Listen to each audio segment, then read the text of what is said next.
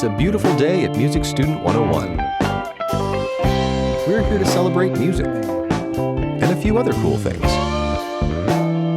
One of which, it's finally time to talk about modulation. Party on with your hosts, Jeremy Burns and Matthew Scott Phillips. All right, here we go, boys and girls. Right. Yet another theory podcast. But not just any other theory podcast. No. This is episode number 50. Number 50. Woohoo! It is a cause to celebrate. Can you believe we've been doing this for 50 episodes? I can barely believe that. Yeah, wow. It's been about 2 years running at this point. Yeah. And there was a lot of preparation before we even started podcasting. I know. I think we should talk about that on maybe a special Patreon video about the background. That's a good idea. The story. That's a good idea. There's a few things to celebrate today, actually. Got something for you, Matt. Yeah? With my little bazooki here.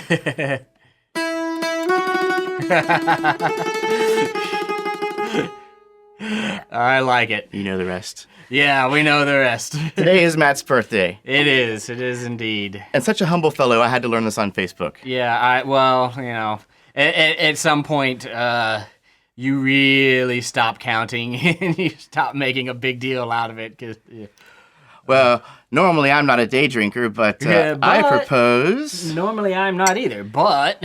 I propose that we all have ourselves a drink. Yes.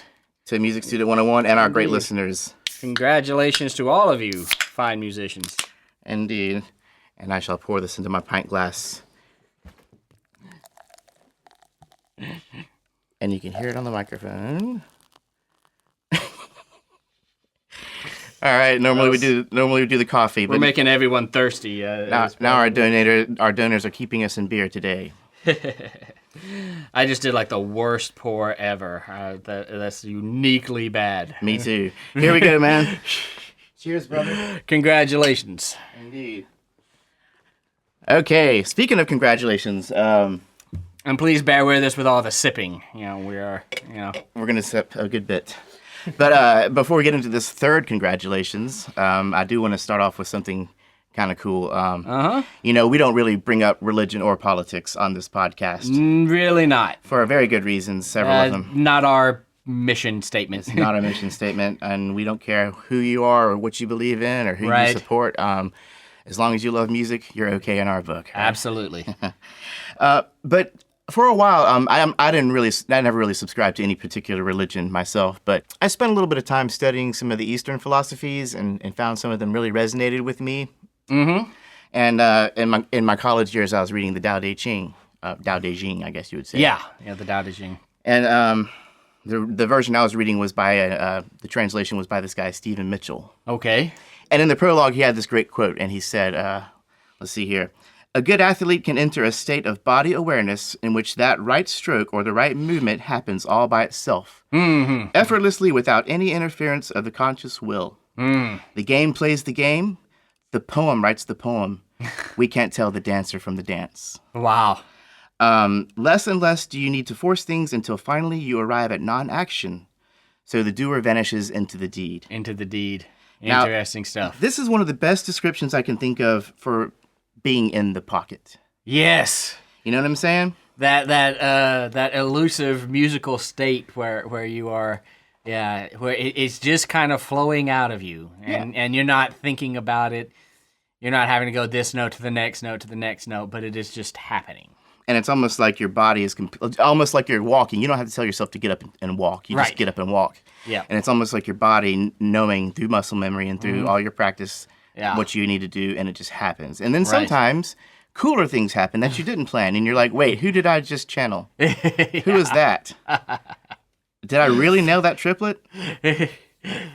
So I just wanted to share that with you guys. I think it's just like the Tao Te Ching. The Tao is the book of the way. So it's kind of like the central figure of this philosophy has found a way to effectively and yet harmoniously walk the path of life. And this can apply to music, to life, to governing a country, to whatever. Yeah. So I just think it's kind of a cool little. Yeah. The art of transcendence. Mm-hmm. and every performing musician knows what we're talking about. Yeah. When you've been there and you're just like, wow, sometimes you'll surprise yourself. And then next time you can actually do it. Yeah, absolutely. Intentionally. Intentionally. Okay, let's move on to our third congratulations. Are you ready? Right. Yes. Okay, we got a letter from Jesse Brink from Virginia. Yay, Jesse. He said, I don't know if you guys remember me, but... and we do. We do. Actually, Jesse Brink was our very first listener mail. Yeah. So I will never forget that. I remember. He passed some questions forward, which I attempted to answer, and hope I did all right. I tried. And I said, I think I have an answer, but I'm going to send that to Matt just to be sure. And also, let him make up some answers. When I see his name, Jesse Brink, I think about Jesse Pinkman. Yeah, we were talking about Breaking Bad not too long ago, and that just kind of. Mm-hmm. So Jesse, whenever I see your name, I picture you to be a young, disheveled, frenetic, Aaron Paul type, but attractive fellow. So, anyways, Jesse's been playing guitar for about 20 years and spent the last 5 years digging deep into theory. Mm-hmm. He's been primarily educating himself, and based on his questions, I can tell that he's been doing a fine job. Yeah, his questions are insightful and deep, and yeah. And he even picked up his own copy of Tonal Harmony, which is my gosh, the theory text that we cut our teeth on. Now that's just masochism right there. love of the art. Now he says, your podcast has been a goldmine for me. I find myself replaying several of them over and over until I get it. Oh, excellent. I'm happy to say that a few days ago, I passed the music praxis test and will be teaching music at the elementary level this fall. Woohoo! Yeah, congratulations, Jesse. That's a huge accomplishment. I'll chink my beer glass to that. Yeah. On the music stand. Cheers. Bing. Okay. What else? Oh, yeah. I can't thank you enough for basically giving us these lectures and notes simply because you love to do it. It has been so helpful to me. And actually, Jesse has a question that kind of ties into today's discussion. Oh, excellent. All right. Here is his question. I have been listening over and over to the Form and Analysis Part 1 episode. That would be episode 20, right, Jeremy? Yes, correct. Yeah. And am trying to wrap my brain around recognizing cadences. I understand them from a textbook perspective, but am wondering if there is a way to practice recognizing them. I could figure them out by looking at a score, but want to further my ear training in this regard. Is there an app or program? Would McGammet cover this? I've used iOS apps to train my ear with intervals, chords, scales, recognizing progressions, and gotten really good with it. Any advice you guys could give would be awesome. Cadences. Cadences, yeah, and recognizing cadences.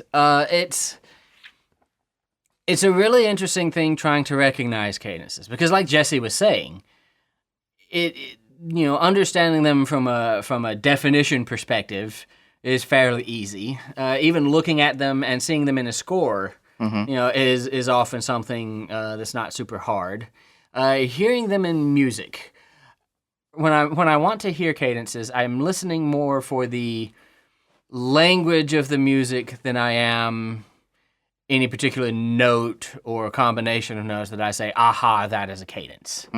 Right? So I got beer all over the keyboard. Awesome. Good thing it's, all right. Good thing it's not a real piano. Oh, it still works. All right. So for the sake of demonstration, I'll use a melody by Haydn. This is from his Surprise Symphony. Yeah.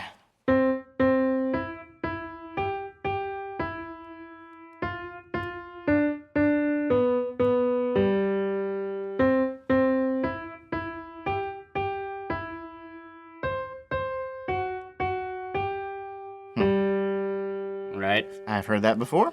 Oh yeah. So where are the cadences of those? Well, I'm listening to where the music is pausing. Right? So Pause. Yeah.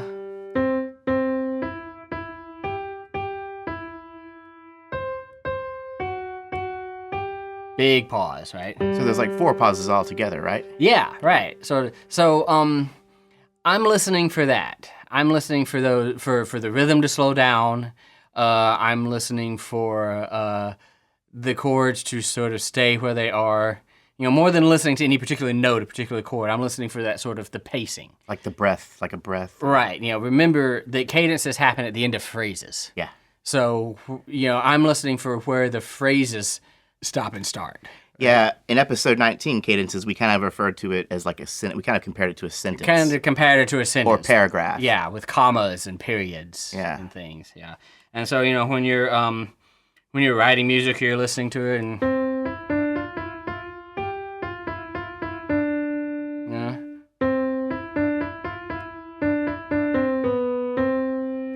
So you've kind of, you hear a couple of things right there. You hear everything slow down.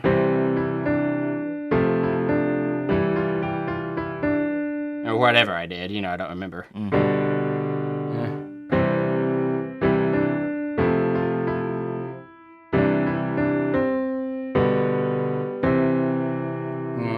So we've kind of had a half cadence here, right? And then we sort of started over. And perfect authentic. I'm listening for that kind of language. Almost like a question followed by an answer. Yeah, almost like a question followed by an answer. Uncertainty followed by resolution. Yeah. Yeah, I'm listening for that more than I'm listening for like a chord, or a, it's like, oh, that is the half cadence. Now, being that I'm a little bit of a theory nerd, I'm also listening to, if they sat on the dominant for a long time, you can consider that a half cadence. Mm-hmm. If it came at the end of the phrase, and then if it started over, if it felt like it starts over after that, with material you've already heard, rather than having that 5 resolve, then that says cadence to me. Anytime I hit this kind of note of finality... That sounds like an authentic cadence to me, even if it's imperfect. It may be imperfect, but it's still got a lot of finality to it, right? It was imperfect because we didn't land on the 1. Right, yeah. On the 3rd. Right, exactly. Okay.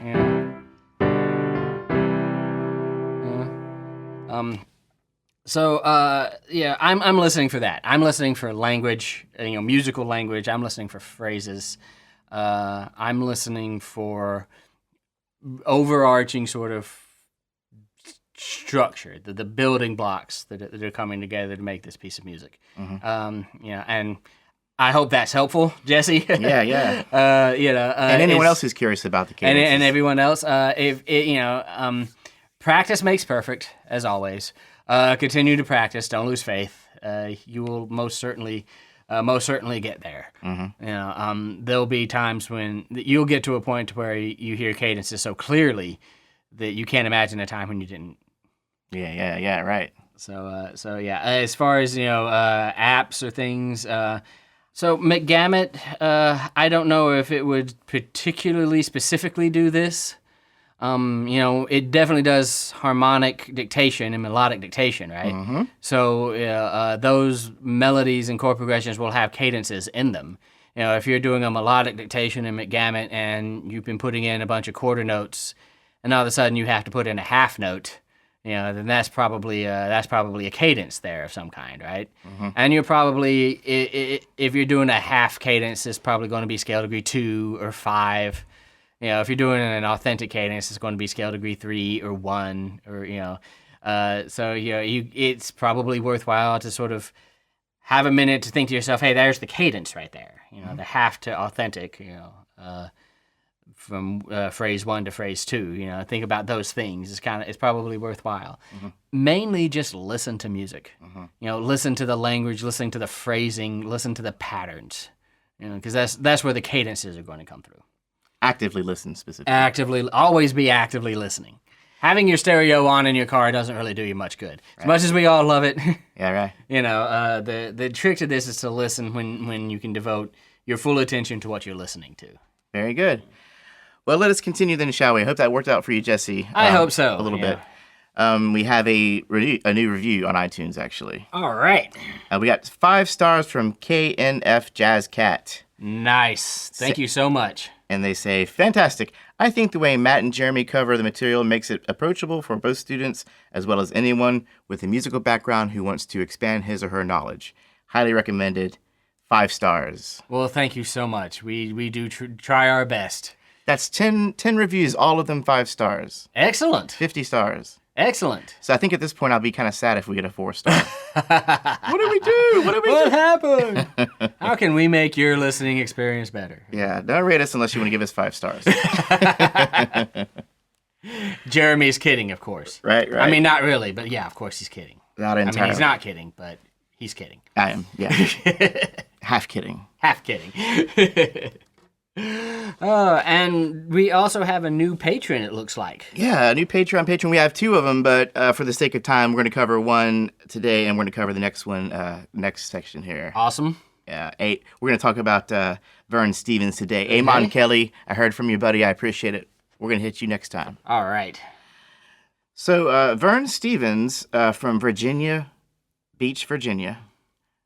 V3, I call him. Vern from Virginia Beach, Virginia. He is a ukulelist, if that's a word. Is that a word? Yes, that's a word. All right. Sure. He is a ukulelist and really enjoys music that blends cross genres or blends across his genres in unexpected ways. He mentioned a group called Gangsta Grass that blends hip hop and bluegrass. Dude, I've got to hear that. I've actually heard of that genre, believe it or not. I've heard bluegrass versions of Gin and Juice, but that's about it. So I'd like to hear more of Gangsta Grass. And he also mentioned a group called Scott Bradley's Postmodern Jukebox, which takes current songs and jazzes them up with an old band kind of style. So that's kind of cool. Interesting. I've heard of Postmodern Jukebox, definitely. Yeah, okay. They have all sorts of videos on YouTube and things. I've probably seen 100 of them, actually. Yeah, you probably have. Yeah. 'Cause it sounds familiar. Yeah. So, and Vern says, I've been learning to play the ukulele for a bit. My interest in broader music theory arose from a book I bought that focuses on applying some basic theory to playing the uke. And that's the ukulele for all you non-hip fans, right? The uke. I love the uke, but I also recently picked up a beginner keyboard based partially on something you guys said, as well as a friend of mine who also teaches music. In both cases, the recommendation regarding having a keyboard to learn theory is spot on in my view. So now it's more than just a tool for learning theory. I actually want to learn how to play the piano. Ha ha ha! Now I have to have the patience and put in the effort to get both hands working together. Yeah. That's the holy grail. Yeah. It is... Vern is right. It is definitely 2 different things. Using the keyboard as a pedagogical tool, as I am wont to do, and being an actual pianist and performer, that is 2 totally different skill sets right there. It really is. Kudos to you, Vern. I have never had the courage to actually try to learn to play the piano in any real performing capacity. You know, I'm proud enough of myself just being able to plunk out chords for the sake of the podcast and for the sake of my classes, and you know, I'm good enough. You're stepping out into a wondrous world. Before we move on, I should mention to Vern that Musician, which I've been messing around with a lot, has a piano and a ukulele training. Right. So that's called Musician. Musician, right? Yeah. Kind of cool. Yeah, definitely check that out. Check that out, buddy. And thanks again for your donation and your letter. And again, if you guys are curious on how you can do that, go to patreon.com, patreon.com. Look up Music Student 101, and you can be like Vern. Excellent. One more thing before we get into this episode. I know this has been kind of a fat social moment here. We're drinking beer and talking about all our friends who email us with music questions. And we already know this is going to be a 2-part episode. So we already know that. So we're already slacking. We're already not motivated to finish up the... Anyway. But I want to mention Raymond Pinetta because he wrote me a good while back, and I think it's time to give him a good shout-out. Raymond from Northampton, Massachusetts, has been playing drums and guitar since his teenage years. He knows how to make things good, but wants to know why. So he's taking up piano in theory. And he says, take it away, Matt. He says, I am learning piano as an adult and listen to your podcast on my way to work. I've read a little on theory and am working through some beginner books, and your podcast has been a great resource. I just finished episode 15, and your lessons so far have moved slow enough for a beginner with no background in theory and quick enough not to be a drag. Well, thank you. We don't wanna work be a drag. hard on our pacing, believe it or not. Right? Because it can be a drag. It can be a drag, or it can move way too fast to even be useful. And be you got to find a balance there. Put your skull in the blender. By giving a more personal spin on the theory, how triads make you feel, etc., it helps me remember and internalize the information more than when I read it in a book. Anyways, I just wanted to say thanks and keep up the great work. Yeah. Well, thank you, Raymond. That is exactly why we chose to do this 50 episodes ago, is because we recognize that you could read theory books and not have a real personal connection with music theory. Music theory books are essential. They are not a tool that we can study theory without, right? Especially not on the level that I study theory and on the level that Jeremy has studied theory. We have to have. They're an essential tool, but if I could summarize very quickly, the biggest drawback to trying to learn theory from textbooks, it would be what Raymond just said. They don't. You don't get. How does a triad make you feel? Yeah. They'll tell you that a half cadence, because I've got cadences on the brain, is a point of rest. But what makes it restful? Yeah. Why is that a pause? Why does 5 have to lead to the dominant? That can be much more difficult to get out of a theory book, and so we're trying to supplement that with some personal experience and some other things. So thank you for your thoughts, Raymond. It's very appreciated. All right, man. And without further ado, let's talk about something, Jeremy, that we have been teasing for probably far too long. And that is the concept of modulations. It's that really big word that you're like, oh man, now I know I know some theory. I remember when I was taking theory in college, and all the people who were maybe a year ahead of me or so, they were in the third theory class while I was in the second or something. They would sit around and talk about how this modulated and that modulated. It sounded like such a big, complex concept to me. And you're like, I'm just going to eat my sandwich here. I'm just going to eat my sandwich and nod like I know what I'm talking about when I don't. It's a really big word for actually a pretty simple concept. The concept is actually simple. You could sum up the concept in 3 little words: change of key. So whereas before, we talked about tonicizations, like for example the 5 of 5, where we are briefly making a kind of pseudo-temporary tonic out of a different chord in our scale.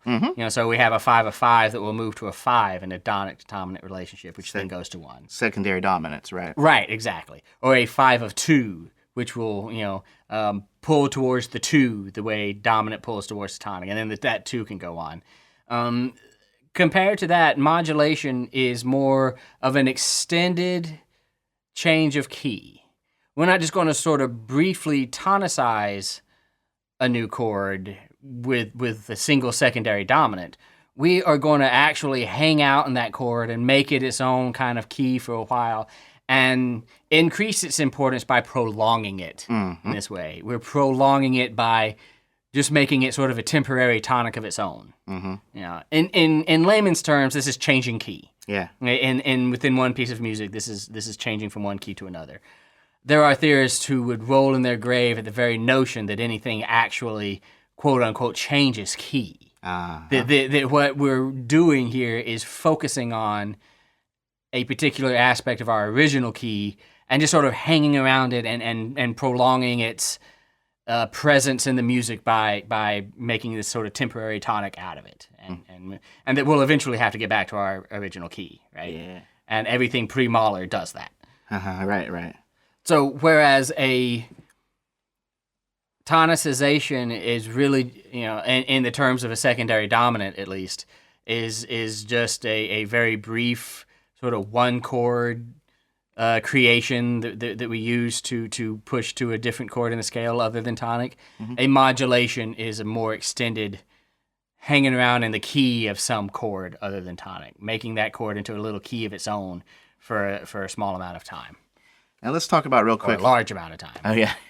Well, let's talk about real quick the difference between a modal change and a key change, because Okay.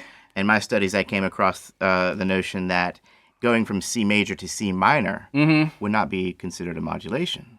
Because your tonic has not changed. Right. Your tonic note is still C. So you are not picking another note to temporarily create a tonic out of. You are expanding and prolonging the note that already was tonic, and you've changed the notes around that, like you say, sort of a modal shift. Yeah. But a lot of people don't consider that a modulation because the tonic doesn't change. So how might we determine a modulation from a secondary dominant? You mean like what's the difference? Yeah, between. I guess between just using the secondary dominant and an actual modulation. And actually modulating, yeah. It can have a lot to do with what happens after that occurs, right? Sometimes modulations, very often in fact, are so smooth and so flawless that you almost don't even hear them, and you kind of have to backtrack. You kind of have to, when you're analyzing the score, at least, you kind of have to think, oh, wait, I'm in a new key. Let's backtrack and figure out where that happened. And when you're listening, too, you can be listening and it can happen and you just go right by it. And maybe even on your second or third listen, realize, oh, hey, I'm in a different key now. Where exactly did that happen? It can have a lot to do with what happens after that. Because remember that secondary dominant is going to then move to its, move to its chord, move to its tonic, and then that is going to continue functioning in service to, whatever scale you're in. For example, a 5 of 2 is going to modulate into 2, and then that 2 is just going to keep going, and it's going to go to move to 5 and move to 1, and you're going to be still in the same key. Yes. Right. So whereas a modulation to 2. A 5 of 2 will become 2, and then that 2 is kind of now your 1. So you're going to go, be doing 6, 2, 5, 1, or what have you, all in that 2 chord. Yes. And so you're going to be going around, and so it's not just a 1 chord kind of creating some tension to push us really quickly into a 2 or really quickly into a 6. It's making 2 and 6 into a key. So a lot of that has to do with what happened afterwards. Did you kind of stay in that same key afterwards? If you were in C minor and you did a 5 of 2, which would be an A major, and then it went to D minor, and then did you that D minor then go to G major and C minor, and you stayed in C minor? Or did D minor become a key, and now you went D minor and G minor and then A major, and and maybe even had yourself a D minor in the final cadence. And then maybe even had, a D minor in the final cadence. At an authentic cadence anyways. A lot of people will tell you, call it a modulation if it cadences in that key. If you see an authentic cadence in D minor, call it a modulation at that point. And we're actually, another thing to do that you really kind of is a giveaway is if you establish yourself to be in a certain key, which we're going to talk about how to do that in a little bit. But we can move on anyways, right? All right, yeah. So key relationships, huh? Yeah, so the easiest keys to modulate to are keys that have mostly the same notes as the key you're in. Yes. For example, if I am in... Give me a key, Jeremy. Let's see here. Wow. Shall I challenge you? Yeah, challenge me. Go ahead. What I think is a challenge? Yes. A flat major. Let's be an A flat major. So if I'm in A flat major, I have notes that are all natural notes except for 4 flats, right? B flat, E flat, A flat, and D flat. Big Ed and Dan. Yeah. Remember that from that set, probably episode, 3 or something? Something like we that. talked about key signatures. Yeah. So Order of sharps and flats. yeah, so we're dealing with 4 flats here. A closely related key is going to have most of those same notes. For example, E flat.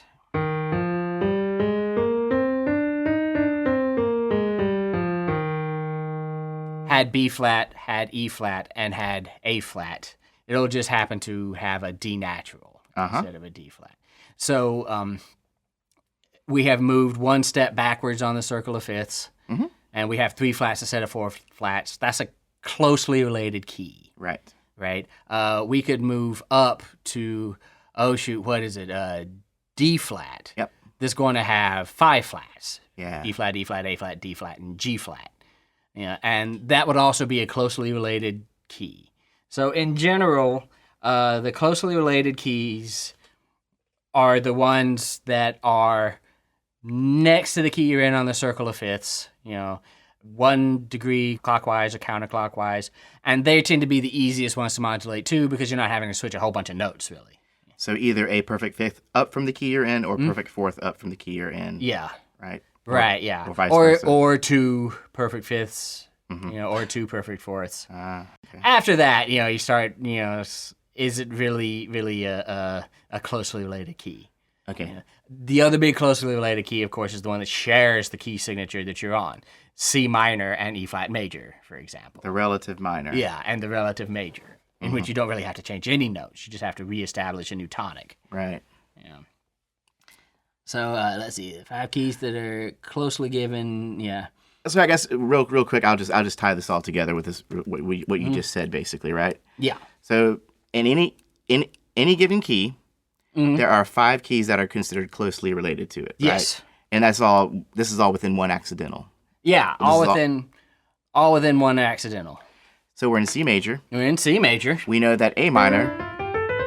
Its relative minor. It's relative minor. It's going to have the exact same key signature. So that's a closely related key. That's one. Right. That's one. The key a fifth up from this key. Right. Key of G major. Which only has 1 sharp. Now that key is relative minor. That key is relative minor, which will still only have 1 sharp. So that's 3. Yeah. Now the fourth would be, or the fourth possibility, would be the key that is actually a fourth above or a fifth up. Or a fifth below. Yeah. A step down on the circle of fifths. Yeah, which would be F. So we've only added 1 flat to our all natural C major. So that key and its relative, relative minor. So there's 5 altogether. Yeah. And if you like Roman numerals, we're talking about 1, 6, 2, and 5. Ah, okay. Right? Are really the biggest ones. 5 is the absolute most common. In a major key? In a major key. 5 gets modulated to all the time. And in a minor key, 3, really, the relative major. So like A minor up to C major. Right. Is by far the most common. Yes. You'll see A minor modulate to E minor too, modulate to its 5. But by far, those are the 2 that you'll see most often, and those are the 2 that we really have to understand to be able to talk about larger forms, which we will at some point, I'm assuming. Right. Very soon. Yeah. So in this episode, we're going to kind of focus on modulations to the 5 in the major key. And then next episode, part 2, we're going to pick it up with the relative minors, right? Yeah. So before we get into the 5, modulating to the 5, do you want to talk about pivot chord modulations? Well, just like I said that the 5, especially in the major key, is really the most common modulation you find. The pivot chord modulation is the most common method used to modulate. And the way this works is we just take a chord in the key we're in, preferably not 5, because that can have sort of connotations and it's tough to convince someone listening that 5 can modulate. But preferably not 5. One of the other ones we take and we just sort of reinterpret it in the context of a new key. So we're talking about a chord that'll function diatonically in both keys. Yeah. So for example, and I'll be in good old C major.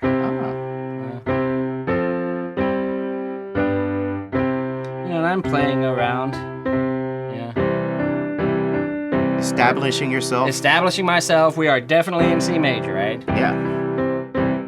And I go from there to something that's let's see if say I go to 5, and then I do a nice little deceptive cadence up to A minor. So I'm in 6, right? Yeah. But I'm going to stop thinking about that 6 as 6 and start thinking about it as 2. So that means this 6 in C major is 2 in G major. So instead of going back to C, I'm going to think 2, and I'm going to take that 2 and do a 5. And then from that there, I'm going to be in G major. Which is a different key than where I started, right? Went from there to here.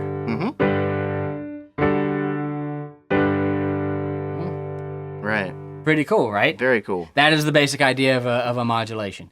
I took what was a 6th chord in C major and just pivoted. Yeah. You used the fact that it functions in both of those keys to say, well, this is now also a 2 chord in G major, and kind of went that way. Think of yourself as walking down a path and you find a place where another path converges with it. Yeah. So, at that convergence, at that crossroads, you can turn and be on a different path, right? And in this case, that convergence occurred on the 6th chord, right? Right, on the 6th chord of the original key, which was the 2 chord of the new key. Also known as the diatonic pivot chord. That is a diatonic pivot chord in a nutshell. Question. Can you have more than one diatonic pivot chords within a modulation? Generally, there is one diatonic pivot chord per modulation.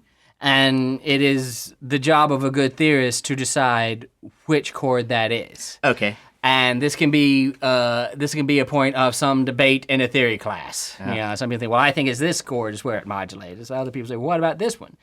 Because especially in these closely related keys, there are a lot of chords that are functioning in both of them, right? It is generally just one, but I tend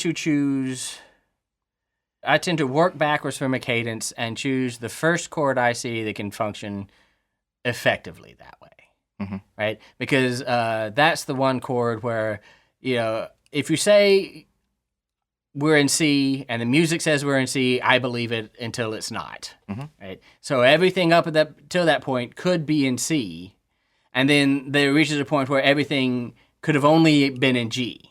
The 5-1 really has to be G, right? So there's that chord right before that pivoted, if that makes sense. Yep. But generally, to answer your question, there's typically only one pivot chord. There's only one place where it moves. And like I said, these can be so flawless that if you're not paying close attention, you can miss it. You really can. Yeah.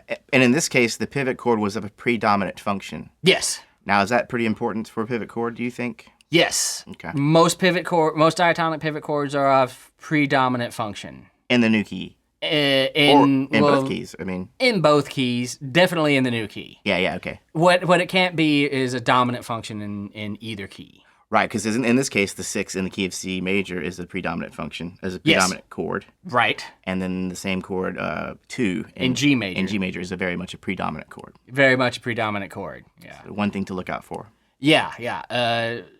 You don't, anything that could be called 5 in either one of those keys, it's hard to make a case for. Because, 5 wants to push towards that original tonic so much. You can't make a case that this could be something in either key. It's in one of those keys. Now, I came across something called a pivot group, and I'm assuming that this is more than one chord that is acting as a pivot function, but I imagine still there's only one chord that is still truly the pivot chord within a pivot group. Is that correct? Or in my opinion. Okay.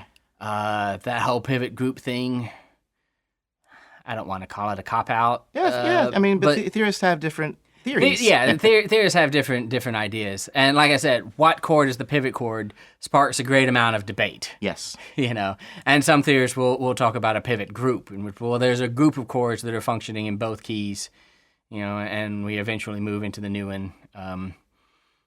To me, I prefer to just make a decision and stick with it. I don't think that's hard, but that's me. That's me. So they calling it a pivot group can quash some of that debate, or is a great way of refusing to have that debate, I suppose. Yeah. But, fair enough, dude. That's makes sense to me. Yep. Now let's see here. What else? Okay, well, let's just go ahead and talk about ways to identify a diatonic pivot chord. Sounds good. If we're looking or listening to music, I guess. So, The first one, obviously, is find the first chord that appears to be initiating a modulation. And that can be trickier than you think. Uh-huh. Because these chords are functioning in the old key. Yes. So you don't realize it's a modulation until after it's happened, right? You can't be listening for the pivot chord, unless you just know where the modulation is. So it can be a matter in practicality of backtracking. Mm-hmm. It's like, well, at this point we ended up in D, so let's backtrack and figure out where C ended up in D, and there's our pivot chord. Can an accidental on the notation often? It absolutely often can. Not always. There's a such thing as chromaticism, secondary dominance, and things like that. But if you were trugging along in G major and all of a sudden C is sharp a lot of the time, or all of the time, now you've got the F sharp in your key signature plus a C sharp, and that makes for D. So yeah, seeing a lot of accidentals can clue you in that something weird happened. Yeah. Definitely. Cool. Okay, so number 2, look at the chord before and reference it to both keys. So we kind of talked about that. Yeah, go back. Yeah, backtrack. Find that chord. Before we had a 5-1 in the new key, and what could this chord have been in the old key? What is it in the new key? Can it be said to have this dual role? So number 3, basically, just try and confirm how these function in both keys. Right. Confirm that they do in fact have a function in both keys and is playing that dual role, and there's your diatonic pivot chord. Right on. Yeah. And like I said, this is an exercise in analysis. When you're listening to music, these things can happen so flawlessly that unless you're listening really, really closely, and unless you're a pretty good listener, frankly, you can miss it. Mm-hmm. You can not even realize that you ended up in a different key. Mm-hmm. So now what we have here is 4 good suggestions on how to write a good that involves the modulation with the diatonic pivot chord. Right. Mm-hmm. So shall I try this while you play it, or how do you want to do this? That sounds like a good idea. Why don't you just tell me what to play? Okay. I'll give you the steps real quick, and then we'll go back and do them one by one. Okay. So the first step, write a progression in the original key. Make sure you establish the key using a previously mentioned method, right? Yeah, the previously mentioned methods being 1-5-1 a lot, or circle of fifths progressions a lot, just so you get clearly established that you are in whatever key you're in. We did talk about that, didn't we? Establishing yourself in the key. I don't know. We just did. So okay, yeah, there you go. So establishing yourself in the key will often involve 1, 4, 5, some cadences in that key. Yep, feels pretty established. Established. Key established. Number 2, think of a chord common to both keys and take note of its function in both keys. Mm-hmm. Do that. Number 3, write a progression in the new key and establish the key sooner than later. So in other words, just establish it pretty close after the. Yeah, don't mess around because you're this is a more surgical process than you may think. And again, ideally, the pivot chord will be one of predominant function to the new key and proceed accordingly, which will be the confirmation of our establishment of the key. Yes. And number 4, continue the progression and close with a perfect authentic cadence, or an authentic cadence, I guess. Does it have to be perfect? It doesn't have to be perfect. Just close with an authentic cadence in the new key, and then at that point, yes, we have modulated. Okay, so let the exercise begin. All right. I have my pencil, and what I'm going to do, we're not even going to talk about a key just yet. I'm just going to put the Roman numeral analysis together. Okay. All right. So I'm going to go. 1. 2. This is the major key.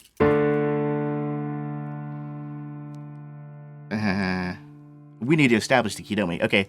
That's step 1, yeah. Okay, 1, 2, 5, 1. So, I might make your 2 a 2-6, just for please parallelism issues. So, and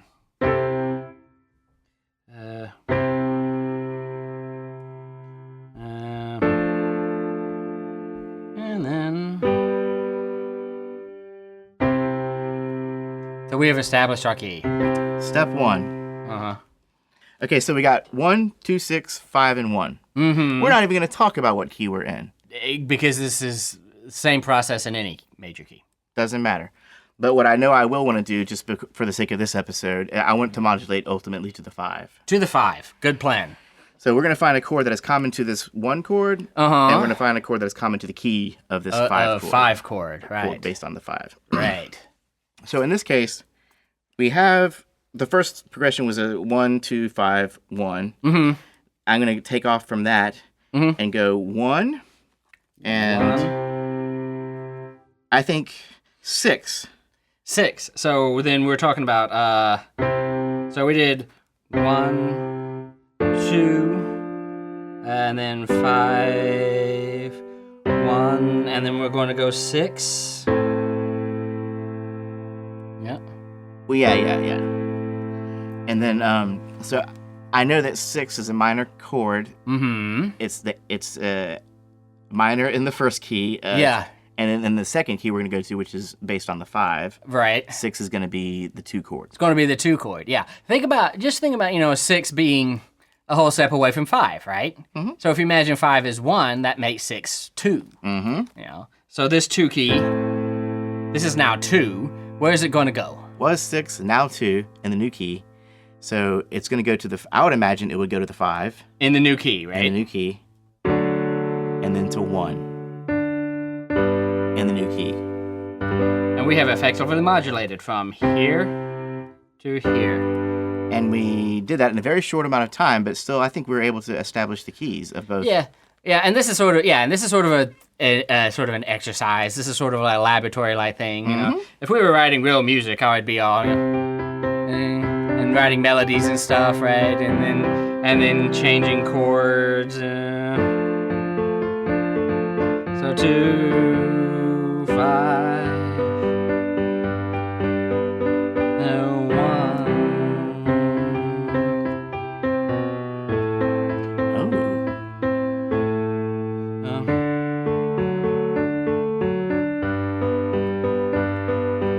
And then that last step is closing the new key with a perfect authentic cadence. We kind of did that when we went to 2, 5, 1. If this was real music, I might just further strengthen that in your ears by doing some 1, 5, 1 stuff. So establishing the key. Yeah, if I just really wanted to hit them over the head with it and make it obvious to anyone, no matter what their listening level is, that was a modulation. Yeah.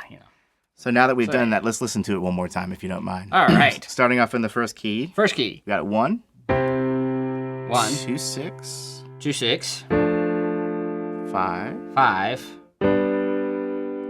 And then 1, right? And then hit that 1 more time just so we can establish it as a new. Yeah. And then 6. Now this is the pivot chord. This is the pivot chord right here. That 6 becomes 2. In the new key. 5 in the new key. 5 in the new key. 1. So sans comment of any kind. Mm-hmm.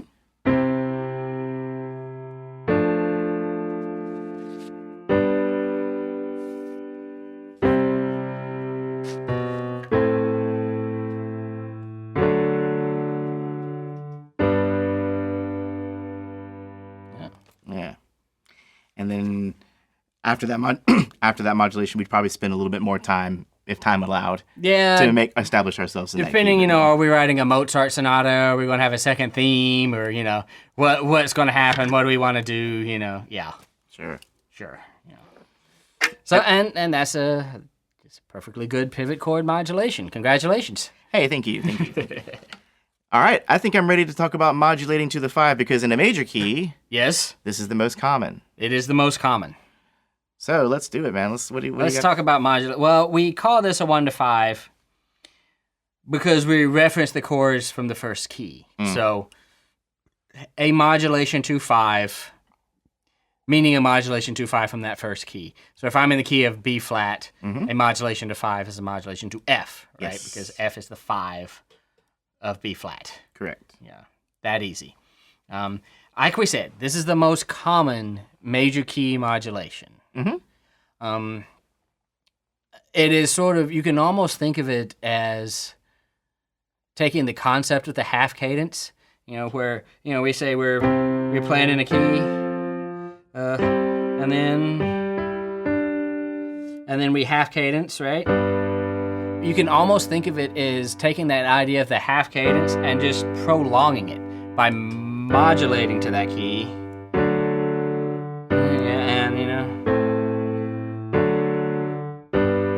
And at some point, starting back over in that new key, you can almost think of it that way. Mm-hmm. It's sort of taking that idea of the pause on the 5 and just stretching it out by way of making the 5 its own key for a little while that you hang out in. Mm-hmm. This is one of the fundamental tenets of what we call sonata form. Mm-hmm. So now I want to give our listeners a little cheat sheet here. Okay. And we'll put this on the website too. Okay. MusicStudent101.com. Okay. In the modulation from a 1 to the 5, to the key of the 5 chord in the original key, there are certain chords that make really good pivot chords. Make really good pivot chords, yeah. And it's good to have kind of a sense of these in your brain that are going to be, real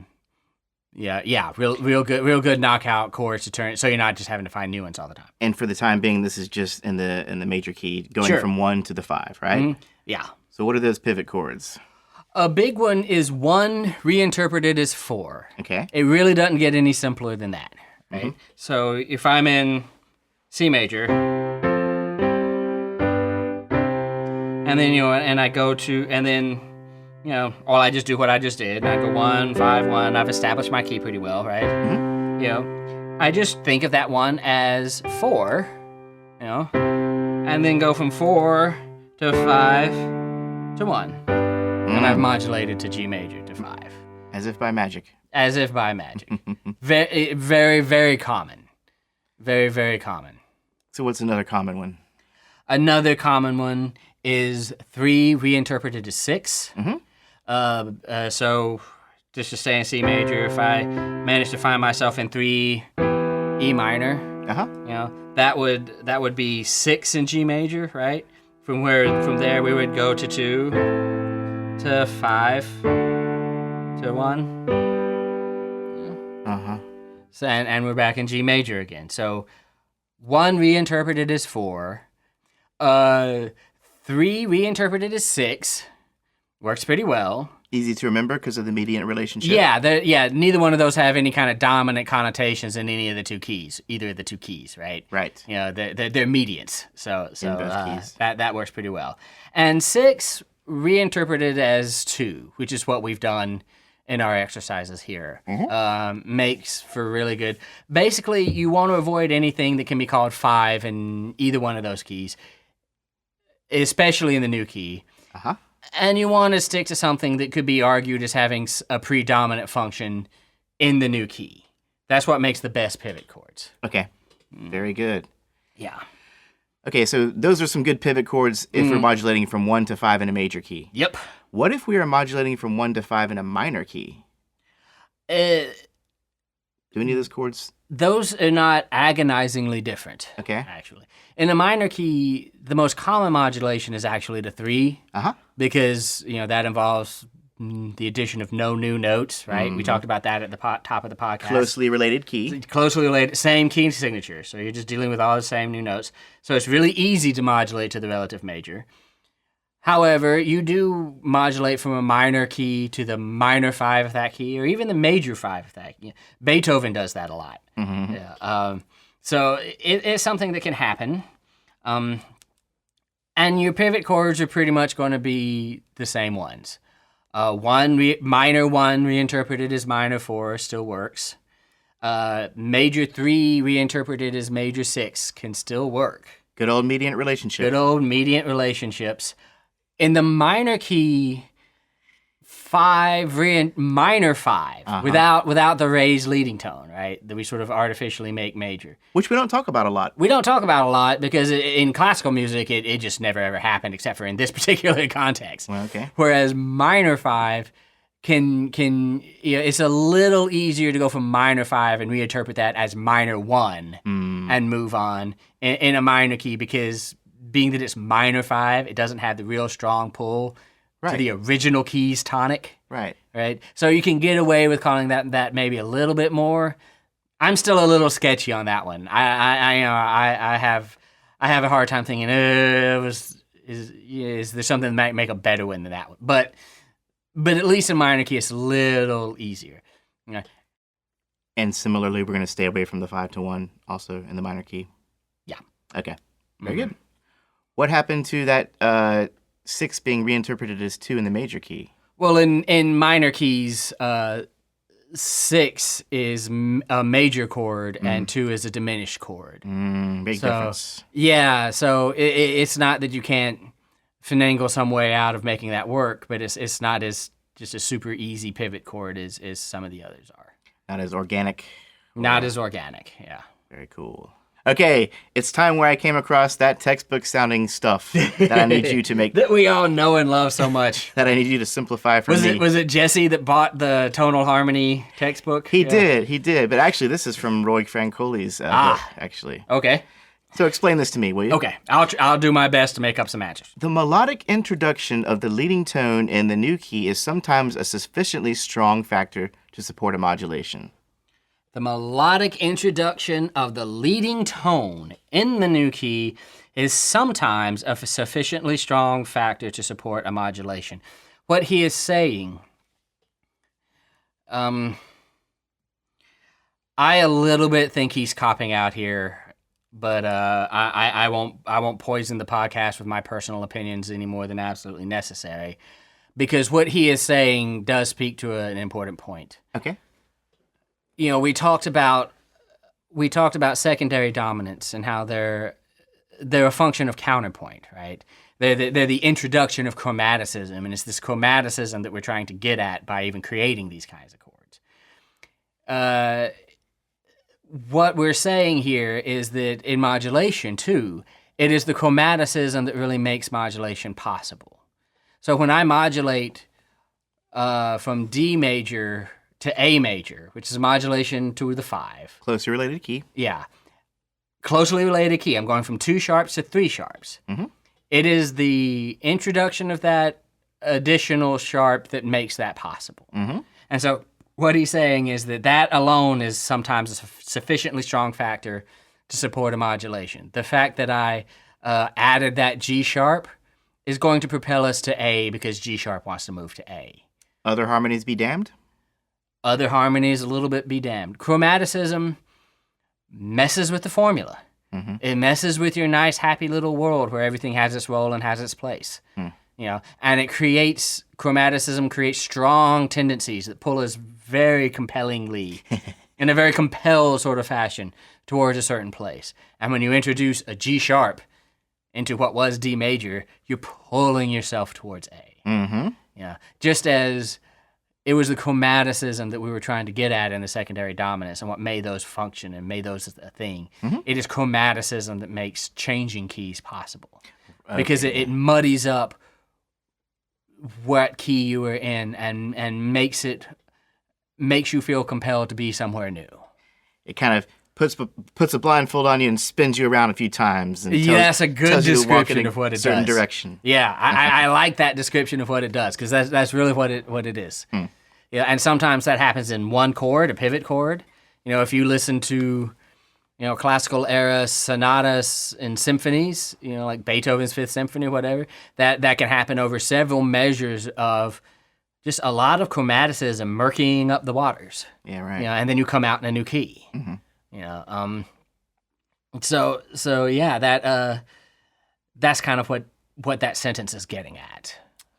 All right. Now, sufficiently strong factor to support a modulation. When you're introducing chromaticism, you're introducing new chords. Right. Right. So, if you're saying, well, just introducing this new leading tone by itself will affect a modulation, I think, well, yeah, genius, it will, because introducing that note will introduce new chords, which will then affect, always try to remember that that chords and melodies are not two different things, right? If you take away anything from those 3 big episodes on counterpoint that we did, take away the idea that chords came from melodies, from the confluence of up to 4 melodies working in tandem. So keep in mind that adding a chromatic note to a melody is adding a chromatic note to a chord, which is changing a chord. changing the value of a chord means adding chromaticism to a melody. It's almost like it's not even worth mentioning once we come to this point. Yes. It's almost like it's kind of I agree. ingrained in what we've already discussed. Exactly. Okay. And if we've done our jobs well, this is a kind of a no kidding kind of moment. This has been a pretty involved episode. Had a lot of fun. I think it's time to do a quick recap. Let's do a quick recap. Okay, you ready? Yes. So define what a modulation is. A modulation is movement to a new key.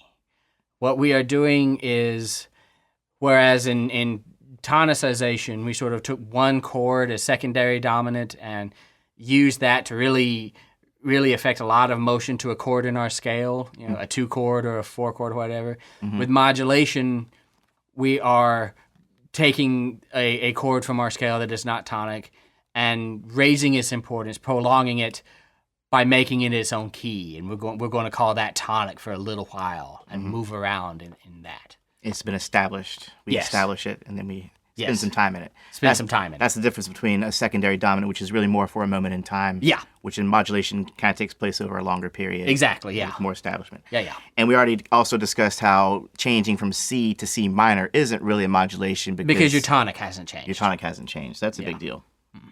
Okay. And we also discussed how modulations, well, what we're talking about right now for this episode is to closely related keys. Right. Which are typically within an accidental of each other. That's the basic idea, yeah. Keys that are within, so if you're in a key with 3 sharps, your closely related keys are anything that has 2 sharps or 4 sharps. Yeah. Or 3 sharps. We also discussed how there's 5 closely related keys to any given key, right? Right. And those would be, first off... The 5. The 5. Mm-hmm. Because it's only an accidental away. Right. The 4 is only an accidental away. Yeah, and just in the opposite direction. Right? Mm-hmm. Yeah. And then the relative major or minor of whatever key we're in. Right, same key signature. And then going back, the relative major or minor of the 5 chord, relative and major or minor of the 4 chord. 4 chord. So there's 5 altogether. Yeah. Great. Let's talk about pivot chord modulations again. Pivot chord modulations are modulations that occur via a chord which is sort of serving a dual role and can function in both keys. So you come to a chord in your key that you reinterpret in the context of the new key. Mm-hmm. Coming to a 6 and deciding it is 2, for example. And that propels you towards a new key. Mm-hmm. Mm-hmm. Reassigning a function. Yeah, sort of shifting your key around that chord. Mm-hmm. What is the best kind of pivot chord, do you think? One of the best pivot chord functions? I mean, what kind of function do you want it to take? Predominant. Okay. Very cool. Especially in the new key.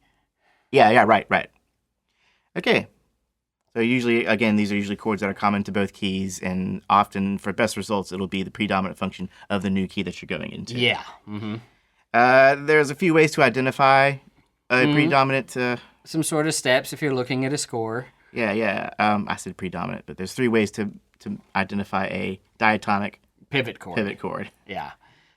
Find the chord that appears to be initiating a modulation.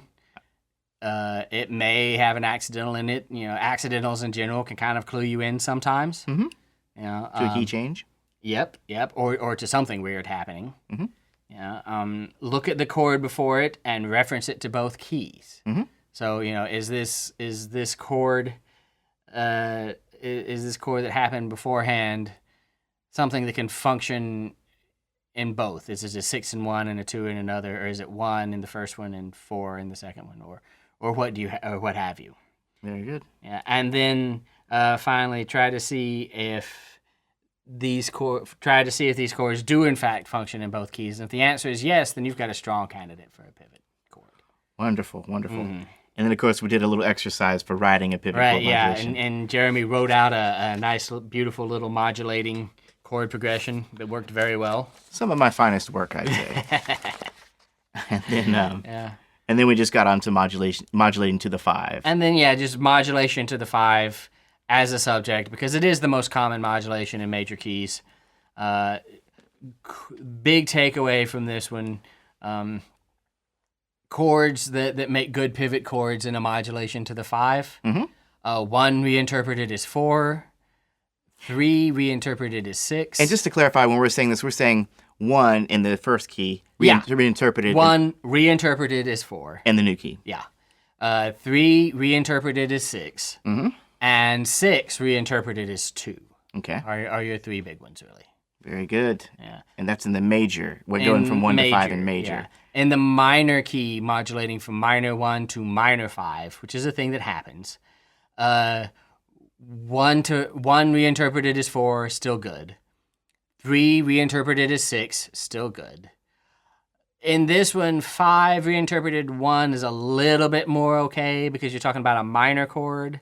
Still a little iffy in my personal opinion, but try it and see if you can make it work. Sure. And then 6 reinterpreted as 2, there's a problem with chord quality. 6 being major, 2 being diminished, not the same thing. So we can't do that in the minor key. Right. It's not a great idea of a pivot chord in the minor key. Right, yeah. And that's basically it. That's basically it, huh? Yeah. And this is the recap, of course. I can't remember if we said this or not, but it's kind of ingrained in everything we've already discussed. Right. It's kind of represented in everything we discussed.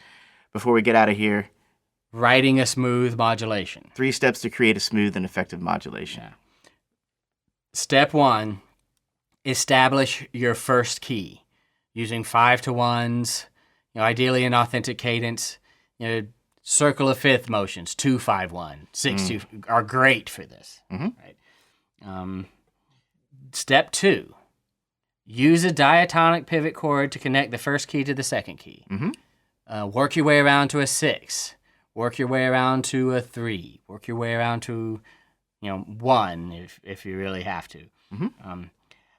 And then 3, establish the second key using the same methods that you use in step 1. Right. So once you get to that 6, start calling it 2, or start calling it whatever, and then reestablish your new key via 5-1, 5-1, perfect authentic cadences, circle of fifth motion, and all of that good stuff. And if you follow those steps, then you will change keys so smoothly that people won't even know that you've changed keys. Right. I promise you that. Yeah, it's beautiful. Yeah. Okay, well, that's enough for now, I think, Matt. I think that's enough, yeah. We will come back soon and talk about modulation to the relative major and the relative minor. And at some point, we will talk about chromatic modulation, which is a fun thing in and of itself. And I think we're getting to the point where we can start talking about larger forms at some point. Yeah, modulation and phrase structure. Yeah. Sequential and phrase modulation, modulating periods, harmonizing, modulating melodies. Ooh, yeah, good stuff, man. Aren't Good you glad stuff. we're saving that for part 2? Yes. All right, again, we want to say cheers, Matt. 50 episodes. I'm stoked. Thank you so much. Happy birthday, man. Happy birthday. Thank you so much. And Jesse, congratulations. Congratulations to Jesse On your practice exam. that exam passing. And we will talk to you guys very soon in part 2. Looking forward. Arrivederci.